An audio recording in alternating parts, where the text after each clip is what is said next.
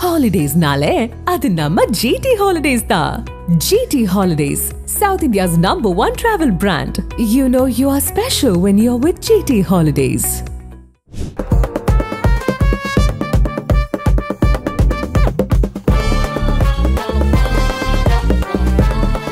கூலி பெரிய எதிர்பார்ப்புன்னு சொல்கிறாங்க. ஐஎம்டிபியில் ஃபஸ்ட்டு இருக்குது அப்படின்ற மாதிரியும் இருக்குது. இன்னொன்று இதுவரைக்கும் வந்து தமிழ் படங்களை தாண்டி கூலிக்கு ஒரு பெரிய எதிர்பார்ப்பு, நிச்சயமாக பெரிய வசூல் பண்ணணும்லாம் பேசிகிட்டு இருக்காங்க. ஏன் இவ்வளோ எதிர்பார்ப்பு இருக்குது? இல்லை, வசூல் நிலவரத்தை தனியாக வச்சுருங்க. படமாக எப்படி வரும்னு பார்த்தா நிச்சயமாக நல்லா வரும்னு நம்மளால் புரிஞ்சுக்க முடியுது. என்னென்னா அந்த படத்தில் அவ்வளோ பெரிய ஸ்டார் காஸ்டிங், மிகப்பெரிய நடிகர்கள் எல்லாமே அதுக்குள்ளே இருக்காங்க. எல்லாத்துக்கும் சிகரம் வச்ச மாதிரி ரஜினி லோகேஷ் கனகராஜ் இந்த காம்பினேஷன் வந்து ஒரு பெரிய எதிர்பார்ப்பை கிரியேட் பண்ணியிருக்கு அப்படின்னு அவர் வந்து சன் பிக்சர்ஸ்கிட்ட சண்டை போட்டுட்டு இருக்காராம், வேண்டாம் வேண்டான்னு. ஏன்னா அவ்வளோ பெரிய ஹைப்பில் நிற்கிது படம். இப்போ அவ்வளோ பெரிய எதிர்பார்ப்போட உள்ளே வர்றவனுக்கு அந்த படம் வந்து ஃபுல்ஃபில் எங்கேயாவது ஒரு 5% குறைஞ்சா கூட அவனுக்கு ஒரு கோவம் வரும். அது வேண்டான்னு லோகேஷ் நினைக்கிறாரு.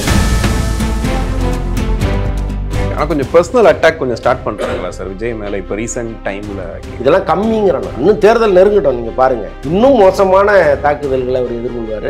சூர்யா ஜோதிகா அவங்க வந்துட்டு சுற்றுலா போகிறாங்க. அஜித் அவர்கள் பூனையை கொஞ்சிக்கிட்டு இருக்காரு. இந்த மாதிரி ஒவ்வொரு நடிகர்களும் அவங்க வேலையில் கரெக்டாக இருக்காங்க. ஆனால் வந்துட்டு விஜய் அவர்கள் கையில் ஒரு பதாகை பிடிச்சிக்கிட்டு வெயிலில் நிற்கிறாரு. சொல்ல முடியாது, இவர் வந்து விரும்பி ஏற்றுக்கொண்ட வழி இது அரசியல். அப்போ இங்கே வந்து நீங்கள் வெயிலில் நிற்கணும், மழையில் நிற்கணும், 4 பேர் கேவலமாக திட்டுவான், கேட்கணும், 4 பேர் பாராட்டுவான், சந்தோஷப்படணும். விஜய்க்கு மதுரை சைடில் எவ்வளோ ரசிகர்களும் தெரியும். உங்களுக்கு எப்படி இருக்குன்னு நினைக்கிறீங்க சார்? ஆகஸ்ட் மதுரையை தெரிக்க போகுதுங்க, எங்கேயோ கொண்டு வைக்கலாம். ஸோ அப்படிப்பட்ட உணர்ச்சி குவியலான ரசிகர்கள் விஜயினுடைய வருகையை எப்படி கொண்டாட போகிறாங்கங்கிறதெல்லாம் நினச்சி பார்க்கறதுக்கே ரொம்ப பயங்கரமாக இருக்கும். டாக்டர் ஆகணுங்கிறது உங்களோட கனவா? அப்போ அந்த கனவை நனவாக்க உங்கள் Vidhu NEET coaching academy future doctors ஆக உடனே கால் பண்ணுங்க. உலகெங்கும் வாழும் ஆகாயம் தமிழ் நெஞ்சங்களுக்கு கிறிஸ்டியின் அன்பு வணக்கம். நம்மோடு சினிமா விமர்சகர் வலைப்பேச்சு சந்திரன் நினைஞ்சிருக்காரு. வணக்கம் சார். வணக்கம் கிறிஸ்டி, எப்படி இருக்கீங்க சார்? சிறப்பாக இருக்கேன் சார். இப்போ வந்து கூலி பெரிய எதிர்பார்ப்புன்னு சொல்கிறாங்க. ஐஎம்டிபியில் ஃபஸ்ட்டு இருக்குது அப்படின்ற மாதிரியும் இருக்குது. இன்னொன்று இதுவரைக்கும் வந்து தமிழ் படங்களை தாண்டி கூலிக்கு ஒரு பெரிய எதிர்பார்ப்பு, நிச்சயமாக பெரிய வசூல் பண்ணணும்லாம் பேசிகிட்டு இருக்காங்க. ஏன் இவ்வளோ எதிர்பார்ப்பு இருக்குது? இல்லை, வசூல் நிலவரத்தை தனியாக வச்சுருங்க. படமாக எப்படி வரும்னு பார்த்தா நிச்சயமாக நல்லா வரும்னு நம்மளால் புரிஞ்சுக்க முடியுது. என்னென்னா அந்த படத்தில் அவ்வளோ பெரிய ஸ்டார் காஸ்டிங் இருக்குது, மிகப்பெரிய நடிகர்கள் எல்லாமே அதுக்குள்ளே இருக்காங்க. எல்லாத்துக்கும் சிகரம் வச்ச மாதிரி ரஜினி லோகேஷ் கனகராஜ் இந்த காம்பினேஷன் வந்து ஒரு பெரிய எதிர்பார்ப்பை கிரியேட் பண்ணியிருக்கு. இந்த படம் தொடர்பான விஷயங்கள், இந்த ரஜினி இன்னும் படத்தில் இருக்கிறவங்க தொடர்பான கிளிப்பிங்ஸ் எல்லாம் வெளியில் வந்ததுன்னா அதனுடைய எதிர்பார்ப்பு எங்கேயோ போயிடும். இப்போவே லோகேஷ் கனகராஜ் என்ன சொல்கிறாரா, சார் ஹைப் வேண்டாம் சார், ஹைப் வேண்டாம், அதனால் எல்லாத்தையும் வந்து ஹைட் பண்ணி வைங்க, வேண்டாம், சும்மா ஒரு இமேஜை மட்டும் விடுவோம் அப்படின்னு அவர் வந்து சன் பிக்சர்ஸ்கிட்ட சண்டை போட்டுட்ருக்காராம், வேண்டாம் வேண்டாம். ஏன்னா அவ்வளோ பெரிய ஹைப்பில் நிற்கிது படம். இப்போ அவ்வளோ பெரிய எதிர்பார்ப்போட உள்ளே வர்றவனுக்கு அந்த படம் வந்து ஃபுல்ஃபில் எங்கேயாவது ஒரு 5% குறைஞ்சா கூட அவனுக்கு ஒரு கோவம் வரும். அது வேண்டான்னு லோகேஷ் நினைக்கிறாரு. பட் இருந்தாலும் நீங்கள் சொன்ன மாதிரி எதிர்பார்ப்புங்கிறது எங்கேயோ எகிரி போய் நிற்கிது. இல்லை, விற்பனையெல்லாம் நிறைய செய்திகள் பார்க்குறோம். இஷ்டத்துக்கு சொல்கிறாங்களே சார், 1500 கிடையாது. இல்லை, ஒரு மிகப்பெரிய விலைக்கு விற்றுருக்காங்க. இதெல்லாம் ஓடிடி எல்லாமே ஒரு மிகப்பெரிய விலைக்கு போயிருக்கு. அதான் சொல்கிறேனே, இப்போ ரஜினி லோகேஷுங்கிற அந்த காம்பினேஷனுக்கான மரியாதை தான் அது. இதுவே வந்து தனியாக ரஜினி படமோ அல்லது தனியாக லோகேஷ் படமோ இருந்ததுன்னா இந்த அளவுக்கு ஒர்க் அவுட் ஆகுமான்னு தெரியாது. இவங்க 2 பேரும் சேரும்போது அந்த படத்துக்கு அவ்வளோ பெரிய எதிர்பார்ப்பு. சமீபத்தில் லோகேஷ் கொடுத்த இன்டர்வியூ பார்த்துருப்பீங்க. இந்த 1000 கோடியை பற்றி கேட்குறாங்க. எனக்கு அந்த 120, 150, 190 அது போதும், அதுதான் சாட்டிஸ்ஃபேக்ஷன். எனக்கு தெரிஞ்சது மாநகரத்துலேருந்தே அவர் சொல்லிட்டு இருக்காருன்னு நினைக்கிறேன். ஒரு தேவையில்லாத சுமையை அவர் மேலே வச்சுக்கிட்டே இருக்காங்களா சார்? இல்லை, எதிர்பார்ப்பது தவறு இல்லையா? அது ஒரு ரசிகனுடைய மனநிலையை அவன் எதிர்பார்க்குறான். இன்னும் 5000 கோடி கூட அடிக்கணும்னா அவன் எதிர்பார்ப்பான், விரும்புவான், அது வேற. ஆனால் ஒரு இயக்குனராக அவர் சொன்ன பதிலுங்கிறது அதுதான் கரெக்ட். இப்போ நமக்கு வந்து என்னென்னா, இந்த பேர்டனை நீங்கள் மண்டையில் ஏற்றிட்டிங்கன்னா படம் நல்லா வராது. நாம் என்ன எழுதியிருக்கோமோ அதை ஸ்க்ரீனில் கொண்டு வர்றதுக்கு என்ன வழிகளோ அதை மட்டும்தான் பார்க்கணும். இந்த படம் அவ்வளோ அடிக்கும், இவ்வளோ அடிக்கும், அங்கே இவ்வளோ பெருசு குவிக்கும் அப்படின்லாம் நீங்கள் நினச்சிங்கன்னா ஒரு சரியான படத்தை உங்களால் கொடுக்கவே முடியாது. அந்த ஜென் நிலையில் இருக்கார் லோகேஷ். அந்த ஆமாம், உள்ளபடியே அது பெரிய விஷயங்க. இப்போ அவர் லெவலுக்கு ஒரு டைரக்டர் இருந்தாருன்னா ஊரில் இருக்கிற மொத்த திமுறும் அந்த மண்டையில் தான் இருக்கும். ஆனால் லோகேஷ்க்கு அது இல்லவே இல்லைங்கிறது நம்ம பலமுறை பார்த்துருக்கோம். அவர் பேசுகிற பதில்களில் அப்படி ஒரு டவுன் டு எர்த்தாக பதில் சொல்கிறாரு. உள்ளபடியே இந்த யதார்த்தத்தை புரிஞ்சு வச்சுருக்காரு. இப்போ யாராக இருந்தாலும் என்ன பண்ணுவாங்க, எங்கள் காம்பினேஷன் வந்து ஒரு பெரிய ஹிட் அடிக்குங்க, ஒரு பெரிய வசூலாகும். வசூல் ஃபிகர் சொல்லுன்னா கூட ஒரு பெரிய வசூலாகும்னு தான் பதில் சொல்லுவாங்க. ஆனால் அவர் என்ன சொல்கிறாரு, 150 ரூபா கொடுத்துட்டு ஒருத்தன் வந்தான்னா அவன் சாட்டிஸ்ஃபேக்ஷனோட போதும், அதுதான் என்னுடைய பர்டன், அதை நான் சரியாக செஞ்சுட்டா போதும்னு அவர் நினைக்கிறாரு. அதுதான் சரியான பதிலும் கூட. வலைப்பேச்சில் ரீசெண்டாக கூட கால்குலேஷன்லாம் சொல்லுவீங்க, 1000 கோடி அடிக்கணும்னா இதெல்லாம் பண்ணணும்ப்பா அப்படின்னு சொல்லிட்டு. கூலிக்கு அந்த தகுதி இருக்குன்னு நினைக்கிறீங்களா சார்? இல்லைங்க, தமிழ் படங்களுக்கு அந்த தகுதி இல்லைன்னு நினைக்கிறேன். ஏன்னா இப்போ தமிழ் படங்களை பொறுத்தளவுக்கு இப்போ இந்திய படமே இந்தி படம் தாங்கிற மாதிரி உலக அளவில் இருக்குது. இன்றைக்கி ஈழத்தமிழர்கள் உலகம் முழுக்க போன பிறகு தான் இந்த தமிழ் படங்களுக்கு வந்து ஒரு வேர்ல்டு மார்க்கெட்டு வந்திருக்கு. அவங்க வந்து தமிழில் ரஜினின்னு ஒருத்தர் இருக்கார், கமல்னு இருக்கார், அஜித்துன்னு இருக்கார், விஜய்ன்னு இருக்காருன்னு அவங்க அங்கே போய் சொல்லி சொல்லி அங்கே படம் பார்க்க ஆட்கள் வராங்க. இது முன்ன கிடையாது. முன்ன வந்து தமிழ் படம்னே ஒரு கேட்டகரி அங்கே வெளிநாட்டில் கிடையாது. இந்தியாவிலேருந்து படம் வருதா அது இந்தி படம். ஷாருக் கான், சல்மான் கான், அமிதாப் பச்சன் இந்த ரேஞ்சில் தான் பார்த்துட்டு இருந்தாங்க. இன்றைக்கி நாம் வளர்ந்துருக்கோம்னா 1000 கோடி அடிக்கிற அளவுக்கு வளரல. நம்ம இன்னும் வந்து நிறையா ஹோம்ஒர்க் பண்ணணும். அந்த படத்திற்கு செய்கிற செலவு நிறையா இருக்கணும். ராஜமௌலி வந்து ஒரு படத்தை எடுக்கிறாரு, ஒரு யஷ் படம் வந்து அந்த வேலையை செய்யுது, ஒரு அல்லர்ஜுன் படம் அந்த வேலையை செய்யுதுன்னா அவங்க அதுக்குள்ளே போடுற இன்புட் எவ்வளோன்னு பார்க்கணும். நம்ம அவ்வளோ போடுறோமான்னா இல்லை. அதுதான் இங்கே இருக்கிற பெரிய பிரச்சனை. அப்போ எல்லா படங்களுமே இங்கே தயாராகிற படங்களுக்கு அந்த சிக்கல் இருக்குது. நம்ம ஆசைப்படலாம், ஆனால் அதற்கான உழைப்பு, அதற்கான இன்புட்டு இங்கே இருக்கான்னா இல்லை. கண்டிப்பாக. ரீசெண்டாக மோனிகா சாங் பார்த்துருப்பீங்க. அதில் வந்துட்டு பூஜாக்காக அந்த பாட்டு, ஆனால் ஃபுல்லாக சௌபின் சாகிரை பற்றி ஃபுல்லாக கமெண்ட்ஸ் எல்லாம் பார்த்தோம். அந்த பக்கம் இருந்தாலும் ரொம்ப பெரிய ஆள், இன்னொன்று பயங்கர ரோல்லாம் பார்க்கும்போது பெரிய விஷயங்கள்லாம் பண்ணியிருக்காரு. இங்கே வந்து டான்ஸ் ஆட வச்சுட்டாரு, ரொம்ப ஜாலியாக ஆடுறாரு அப்படின்ற மாதிரிலாம் பேசுகிறாங்க. இன்னொரு சைடு இல்லைங்க ஒரு வெயிட்டான கேரக்டர் இருக்குன்னு சொல்கிறாங்க. நீங்கள் எப்படி சார் பார்க்குறீங்க அதை? இல்லை, அவ்வளோ பெரிய டைரக்டரு, ஆர்டிஸ்ட்டு, இப்போ சமீபத்தில் வந்து மஞ்சுமல் பாய்ஸ் எல்லாம் அவர் பெரிய கொண்டாட்டமான படங்களாக இருந்துச்சு. ஸோ அப்படிப்பட்டவர் இங்கே வரும்பொழுது அவருக்கான இம்பார்ட்டன்ஸ் கொடுக்கணும்னு தான் அந்த சாங்கிலெல்லாம் அவரை கொண்டு வராங்க. இன்னொன்று வந்து ஒரு ரஜினி படத்தின் பாடலை இவங்க வெளியிடும்போது ரஜினியே இல்லாமல் ஒரு வெளியிடுற கொடுமை இருக்குல்ல, அதெல்லாம் ரஜினி ரசிகனாக இருந்து பார்த்தா தான் தெரியும். அவங்கெல்லாம் பல பேர் புலம்ப ஆரம்பிச்சிட்டாங்க. அப்படிப்பட்ட இடத்துல இவர் தைரியமாக கொண்டு வந்து இறக்குனாருன்னா, இங்கே மஞ்சுமல் பாய்ஸ் வந்து ஒரு பெரிய அளவுக்கு ஒர்க் அவுட் ஆகிருக்கு. இவர் எல்லாருக்கும் தெரியுங்கிற நம்பிக்கையில் இறக்கியிருக்காங்க. இன்னொன்று அவர் டான்ஸ் ஆடுறதெல்லாம் அவங்களுக்கே ரொம்ப புதுசாக இருக்குது.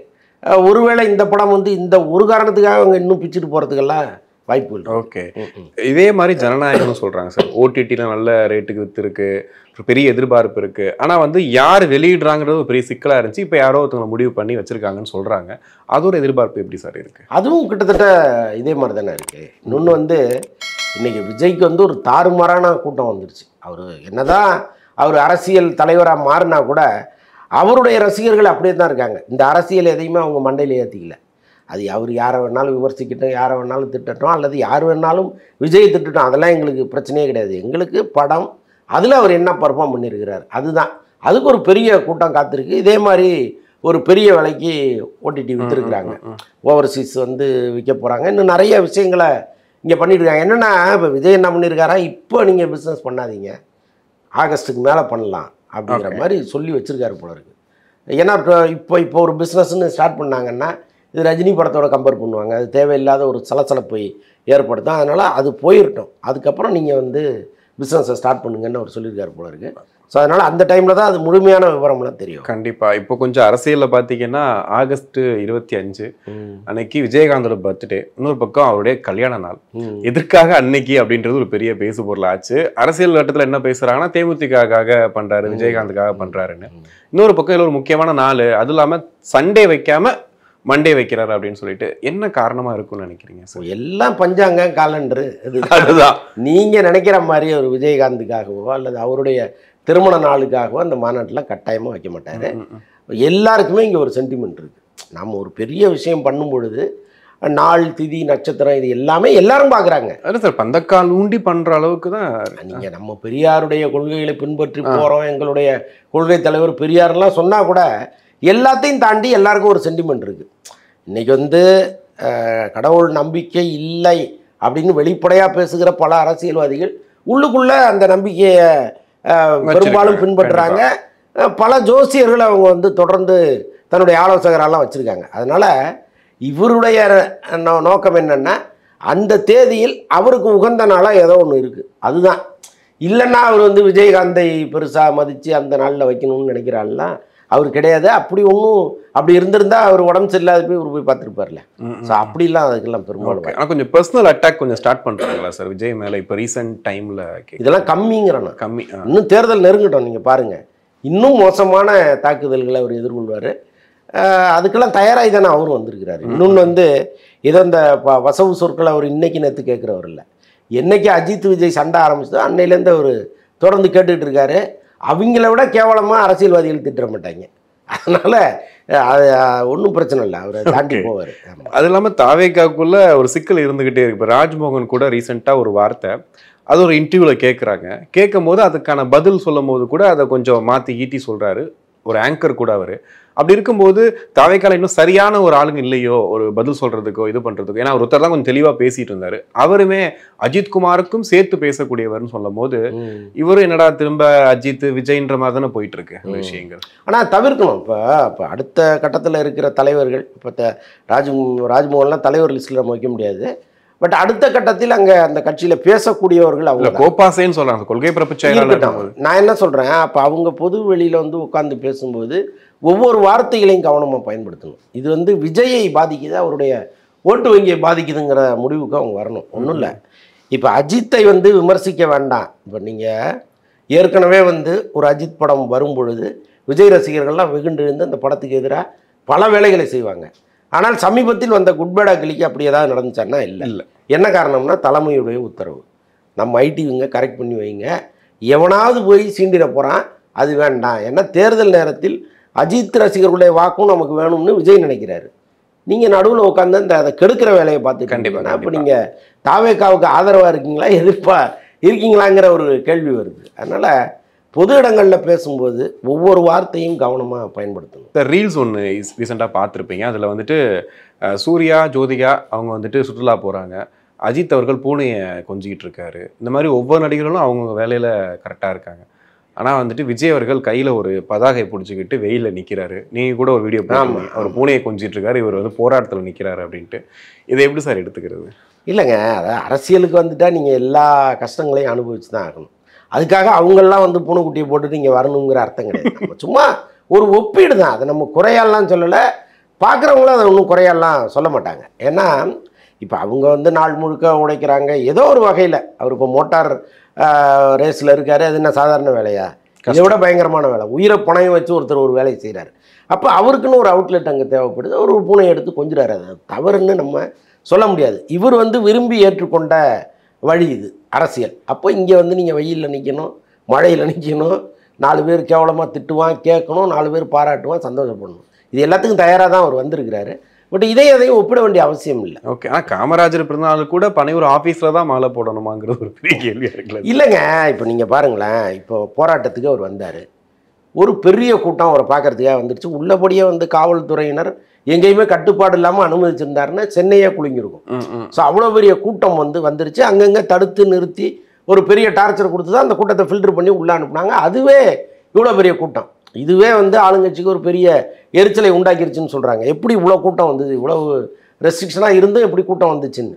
ஸோ அப்படி வந்து அவரை ரசிக்கக்கூடிய கூட்டம் இங்கே இருக்குது.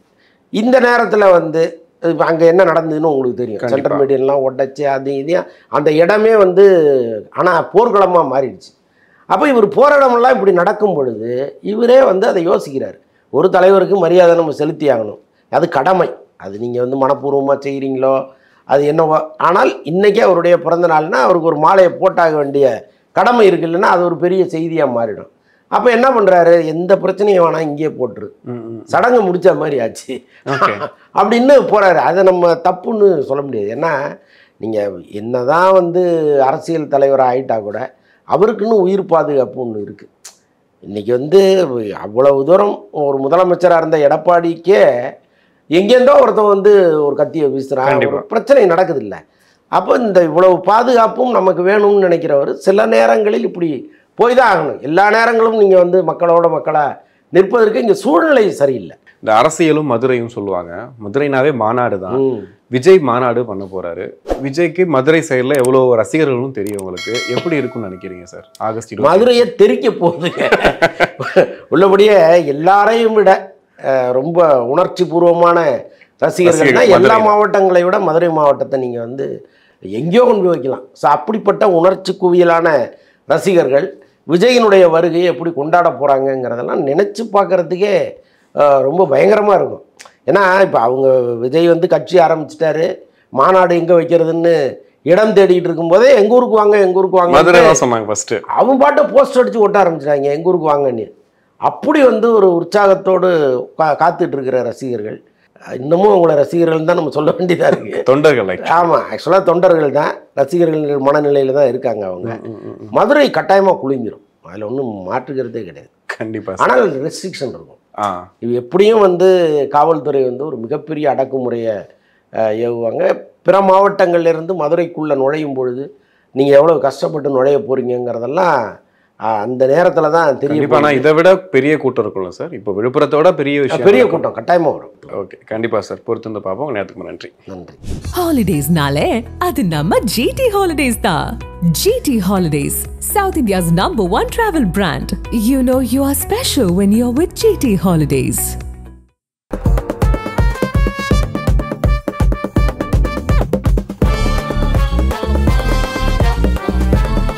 டாக்டர் ஆகணுங்கிறது உங்களோட கனவா? அப்போ அந்த கனவை நனவாக்க உங்கள் Vidhu NEET coaching academy future doctors ஆக உடனே கால் பண்ணுங்க.